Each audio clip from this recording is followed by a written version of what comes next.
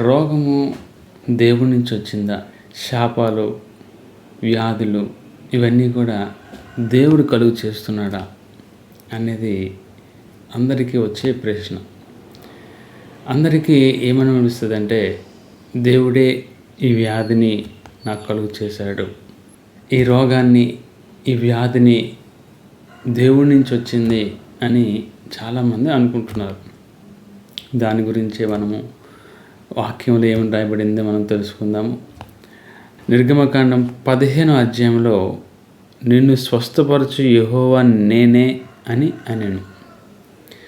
ప్రియ సహోదర సహోదరులారా, దేవుడు ఎంత మంచివాడో, ఆయన స్వభావం ఏంటో అనేది మనం గత వారాల నుంచి కూడా మనం నేర్చుకుంటున్నాం. ఆయన యొక్క స్వభావం ఏంటి అనేది మనం బైబిల్లో ఏమి రాయబడిందో ఆయన గురించి మనం స్పష్టంగా తెలుసుకుంటున్నాం.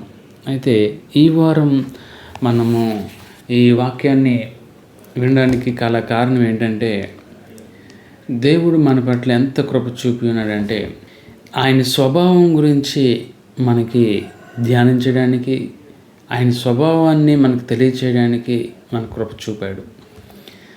నిజంగా బైబిల్లో ఉన్న వాక్కుల్ని మనం సరిగ్గా పరిశీలన చేసినట్లయితే ఆయన స్వభావాన్ని మనం మిస్అండర్స్టాండ్ చేసుకున్నాం, మనం అపార్థం చేసుకున్నాం. ఆయన స్వభావాన్ని ఆయన కఠినమైన వాడని మనం భావించాం. ఆయన రోగాన్ని కలుగు చేసేవాడు అని మనం అనుకుంటాం. చాలాసార్లు చాలామంది ప్రజలు చాలామంది ఏమనుకుంటారంటే, దేవుని చిత్త ప్రకారం, దేవుని చిత్తం అయితే, దేవుని చిత్తం వలన నాకు ఇది వచ్చింది, దీని వలన ప్రయోజనం ఏముంటుంది, నాకు ఆరోగ్యం రావడానికి, ఈ వ్యాధులు తొలగిపోవడానికి దేవుడే కలుగు చేశాడని చాలామంది అనుకుంటారు. కానీ బైబిల్లో స్పష్టంగా దేవుడు ఆయన స్వభావాన్ని మనకి తెలియచేస్తున్నారు. బైబిల్లో స్పష్టంగా ప్రభువైన యేసుక్రీస్తు యొక్క స్వభావం ద్వారా మనం తండ్రి ఎలాగుంటాడో మనం చూడగలిగాము. దేవుడు ఎలాగుంటాడో ఆయన స్వభావాన్ని మనం చూపించారు ప్రభువైన యేసుక్రీస్తు వారు. ఎందుకంటే ఈయన నా కుమారుడు అని చెప్పినప్పుడు మీకు కిందిటి వారాల్లో చెప్పాను ఏంటంటే, దేవుని కుమారుడు అంటే అర్థం ఏంటంటే, దేవుడు శరీరముగా అంటే మానవ శరీరంలో నివసించడాన్ని దేవుని కుమారుడు అని అంటారు. అయితే ఇక్కడ చూడండి, దేవుడు ఆయన స్వభావాన్ని ఈ దినం మనం కిందిటి వారాల్లో మంచివాడని, కృప చూపువాడని, ప్రేమమయుడని మనం తెలుసుకున్నాం. ఈరోజు మనం ఏం తెలుసుకుంటున్నామంటే, ఆయన ఏమై ఉన్నాడంటే ప్రేమై ఉన్నాడు, మంచివాడు, కృప చూపువాడు, దానితో పాటు ఆయన స్వస్థపరచువాడు అనే విషయాన్ని మనం ఈ వారం తెలుసుకుంటున్నాం. బైబిల్లో ఇంకా చాలా విషయాల్ని మనం తెలుసుకుందాం. చూడండి, బైబిల్లో మనము అపోస్తుల కార్యం 10:38 చూడండి. అపోస్తుల కార్యం 10:38 ఆయన స్వస్థపరిచేవాడుగానే మనకు కనబడుతున్నాడు. రోగములు ఆయన యొద్ద నుంచి రాలేదని మనకి తెలియజేస్తుంది. అది మనం ఒకసారి తీసి చదువుకుందాం. చూడండి, అపోస్తుల కార్యం 10:38 అదేమనగా, దేవుడు నజరేయుడైన యేసును పరిశుద్ధాత్మతోనూ శక్తితోనూ అభిషేకించుననిదియే. చూడండి, అంటే దేవుడు ఆయనకు తోడై ఉండని గనుక ఆయన మేలు చేయొచ్చు, అపవాది చేత పీడింపబడిన వారందరినీ స్వస్థపరచుచు సంచరించుచుండెను. ఈ పాయింట్ ఇప్పుడు మనకి ధ్యానించబోతున్నాము. అపవాది చేత పీడింపబడిన వారందరినీ స్వస్థపరచుచు సంచరించుచుండెను. దేవుడు ఇక్కడ క్లియర్గా మనకు తెలియచేస్తున్నాడు. దేవుడు అపవాది చేత బంధింపబడిన వారిని, రోగముల చేత నలిగిపోతున్న వారిని ఆయన విడిపిస్తున్నాడు అని రాయబడింది. బైబిల్లో స్వస్థపరచుచున్నాడు అని రాయబడింది. దీన్ని బట్టి మనం అర్థం చేసుకోవాల్సింది ఏంటంటే, దేవుడు స్వస్థపరచుచున్నాడు. ఆయన రోగముల నుంచి, వ్యాధుల నుంచి ప్రజల్ని విడిపిస్తున్నాడు. కానీ సాతానుడు ఏం చేస్తున్నాడు, అపవాది ఏం చేస్తున్నాడు అంటే, మనుషునికి రోగాలను కలుగు చేస్తున్నాడు, వ్యాధులను కలుగు చేస్తున్నాడు, బాధలను కలుగు చేస్తున్నాడు. అలాగే ఉన్న ప్రజలకి, అంటే ఇక్కడ రాయబడింది చూడండి, అపవాది చేత పీడింపబడిన వారిని. అపవాది అంటే సాతానుడు. మనం దయ్యము ఇవన్నీ అంటాం కదండి. వాడేం చేస్తున్నాడంటే మనుషులని బాధిస్తున్నాడు, రోగాలను కలుగు చేస్తున్నాడు. వాడిలో నుండి దేవుడు మిమ్మల్ని అనగా రోగుల్ని విడిపిస్తున్నాడు, దయ్యం పట్టిన వారిని విడిపిస్తున్నాడు.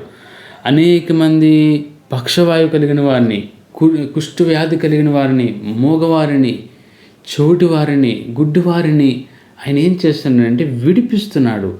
కన్నులు లేని వారికి కళ్ళునిస్తున్నాడు, చెవులు లేని వారికి వినగలిగే శక్తిని ఇస్తున్నాడు, మాటలు లేని వారికి మాట్లాడగలుగుతున్నారు. వాళ్ళు ఒక దెయ్యము చేత బంధింపబడుతున్నారనే విషయాన్ని బైబిల్లో రాయబడింది. దాని నుంచి వాళ్ళని విడిపిస్తున్నట్టు రాయబడింది. ఇక్కడ మనం అర్థం చేసుకోవాల్సింది ఏంటంటే, ఇక్కడ దేవుడు మనుషులని, ప్రజలని అందరినీ కూడా అపవాది చేత పీడింపబడిన వారందరినీ కూడా ఆయన స్వస్థపరచుచు సంచరించుచుండును అన్నారు. ఇది దేవుని స్వభావము, ఇది దేవుని యొక్క లక్షణము. ఇది దేవుడు మనము ప్రభువైన యేసుక్రీస్తులో ఆయన తండ్రిని ఎలా ఉంటారో మనం చూడగలిగాం. మన ప్రభువైన యేసుక్రీస్తు ద్వారా, ప్రభువైన యేసుక్రీస్తు ద్వారా మనం తండ్రిని తెలుసుకోగలిగాం. ఆయన దేవుడు స్వభావాన్ని తెలియచేస్తున్నాడు. ఇక్కడ ఎందుకు ఈ విషయం మీకు చెప్తున్నా అంటే, అపవాది చేత పీడింపబడిన వారిని ఆయన విడిపిస్తున్నారు, స్వస్థపరుస్తున్నారు అని రాయబడింది. సంచరించుచున్నాను అంటే దేవుడు ఏం చేస్తున్నాడంటే స్వస్థపరుస్తున్నాడు. మనం నిర్గమకాండం 15:26 మనం ఏం చూసుకున్నాము? నిన్ను స్వస్థపరచు యెహోవా నేనే, దేవుడు నిన్ను స్వస్థపరచువాడు అని అంటున్నాడు. ఆయన మిమ్మల్ని మీపైన రోగాన్ని కలుగు చేస్తున్నానని రాయబడలేదు బైబిల్లో. చాలామంది నాకు ఈ రోగము దేవుడే కలుగు చేశాడు అనుకుంటున్నారు.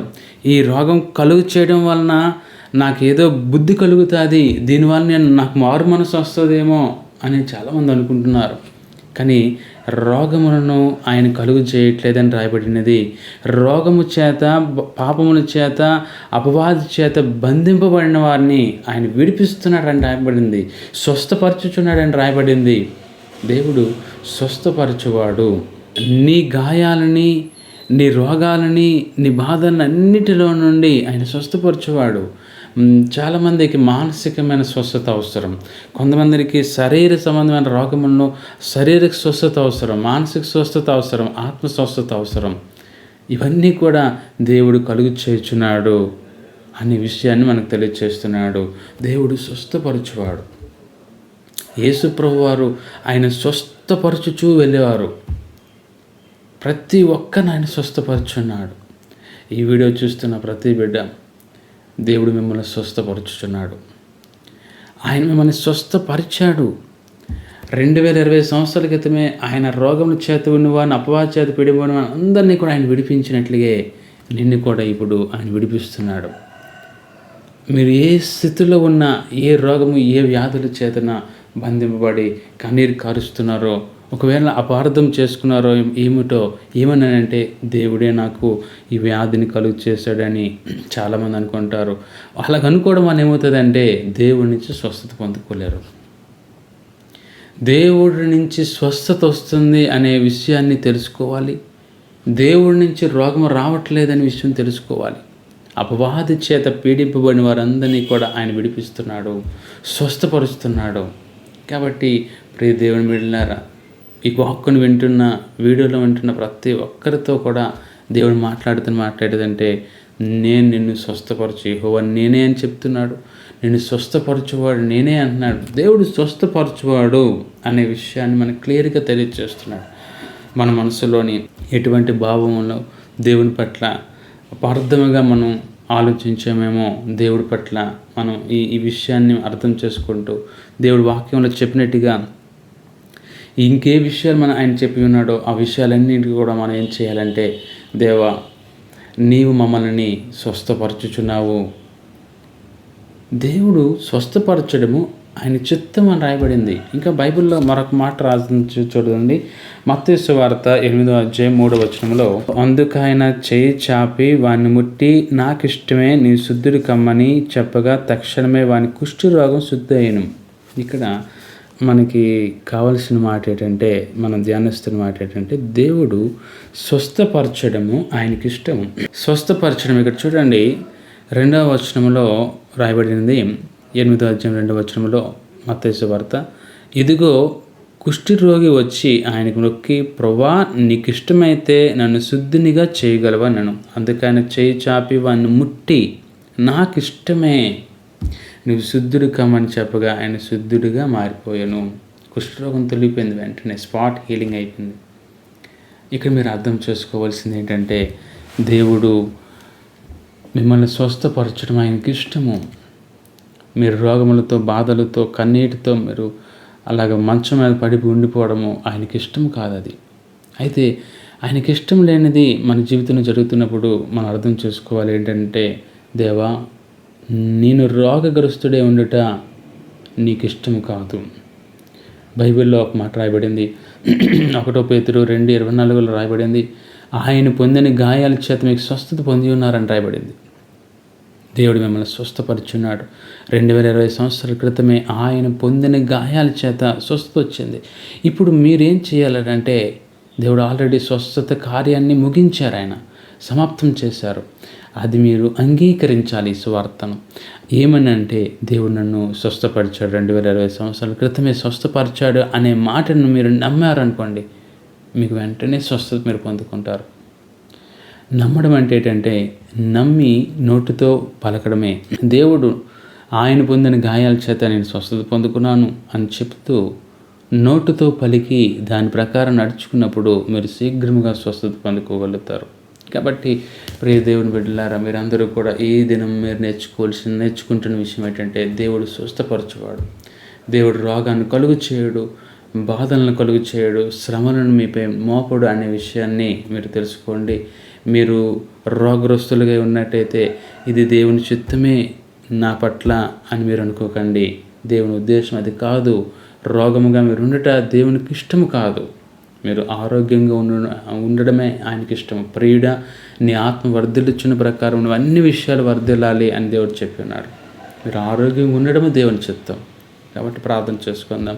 తండ్రి, నీకే వందనాలు చెల్లిస్తున్నాను. ప్రభువా, నీవు మమ్మల్ని స్వస్థపరచడం నీకు ఇష్టమని, నీవు మమ్మల్ని విడుదల చేసావని, ఆరోగ్యవంతులుగా ఉండడానికే నీవు పొందిన గాయాల చేత మాకు స్వస్థత వచ్చి ఉన్నదని, 2020 సంవత్సరాల క్రితమే నీవు సిలువలో మరణించి నీ రోగాలని, మా బాధలను అన్నిటినీ కూడా నీ సిలువు పైన నువ్వు మోసి ఉన్నావు. తండ్రి, నీకు స్తోత్రాలు చెల్లిస్తున్నాను. ఈ సమయంలో ప్రార్థనలు వింటున్న ఎవరైతే రోగముల చేత బాధింపడుతున్నారో వాళ్ళపై నాన్న మీ నామాన్ని ఉచ్చరిస్తున్నాను. యేసు నామములో మీ బిడ్డలకు స్వస్థత కలుగుగాక. యేసు నామములో విడుదల ప్రకటిస్తున్నాను తండ్రి. ఏ రోగము చేత బాధపడుతున్నారో, క్యాన్సర్, భయంకర వ్యాధుల చేత చెప్పసఖ్యము కానీ నాన్న, నీ బిడ్డలు ఏదైతే వ్యాధులతో బాధపడుతున్నారో, ఎవరికీ చెప్పలేని అటు భయంకరమైన వ్యాధులన్నింటినీ కూడా ఇప్పుడే యేసు నామములో గద్దిస్తున్నాను. యేసు నామములో ఆ దేహాలు విడిచి వెళ్ళిపోమని ఆజ్ఞాపిస్తున్నాను. యేసు నామములో మీ బిడ్డలకు స్వస్థత కలుగునుగాక. తండ్రి, మీరు స్వస్థపరచునందని స్తోత్రాలు, విడుదల చేస్తున్నందుకు నీకు వందనాలు చెల్లిస్తున్నాను తండ్రి.